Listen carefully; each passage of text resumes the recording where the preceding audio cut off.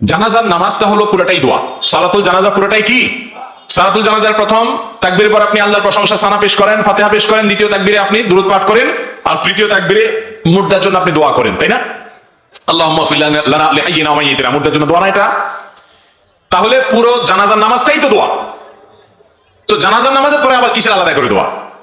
নবী করিম সাল্লাল্লাহু আলাইহি ওয়াসাল্লাম জানাজার নামাজের পরে আলাদা করে মুক্তাদিদেরকে নিয়ে, মুসল্লিদেরকে নিয়ে দোয়া করতেন বলে কোনো হাদিস দ্বারা প্রমাণিত হয় না। অতএব জানাজা নামাজ সালাম ফিরে ফেলছেন, শেষ, আলাদা কোনো দোয়া নাই।